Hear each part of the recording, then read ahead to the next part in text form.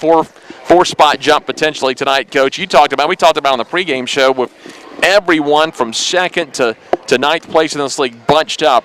This win tonight gets you to 6-6. UAB loses their 6-6. Tulsa is down by 9 with under 4 minutes to go. Potentially could be another three-way tie for 5th place sitting there. And then the team right ahead of you, UTEP on Sunday. So things starting to shape up well for you if you can keep going. And that's exactly what we talked to the team about, that the race is so tight.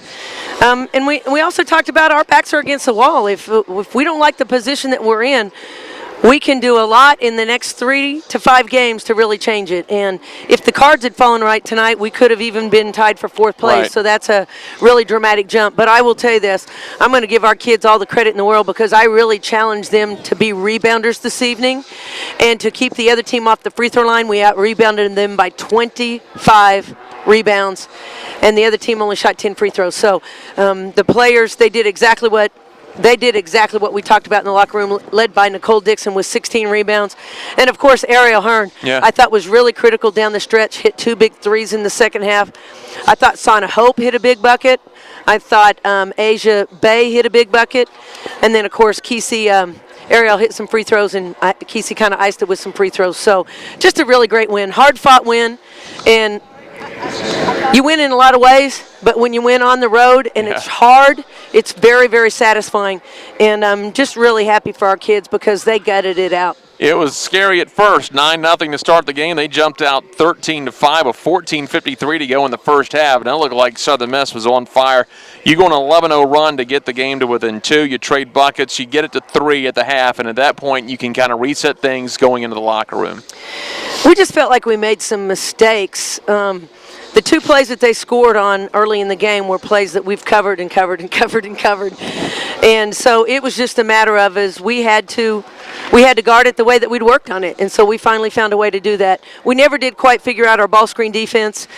When you're staring Jamaria Faulkner in the eye and there's a ball screen coming at you, you get a little skittish. And so we backed away from her a little bit and gave her way too much vision on the court. But other than that, I thought we were dead on our scouts. You mentioned Pisana Hope in 21 minutes. Maybe her best game off the top of my head, complete game. She may have more points in the game, but 11.7 rebounds. She played very big, 5 of 7 from the field. She was great tonight. She said something to me walking off the court. She said I had to play for Ann Jones and for me tonight. And Ann Jones, of course, we left back in Memphis with a very, very sick grandmother. So we want to let everybody know in Ann's family that we're thinking of them. And then, of course, without Jamie Jackson. So we're down 2 players that have been significant for us over the course of the last few games. And Pisana came in and picked up the slack. She was very active on the boards. She was a disciplined shot blocker this evening, and she was very impactful. 5 of 7. That's a great stat line for Sana. You have 4 games left, starting with UTEP and then Tulsa next Thursday are your next 2 games. You could win at UTEP, pulls you even with them with a tiebreaker. No matter what Tulsa does the rest of the way out, you could play them and have a tiebreaker, a top 4 finish. It's all in their hands now with 4 games to go.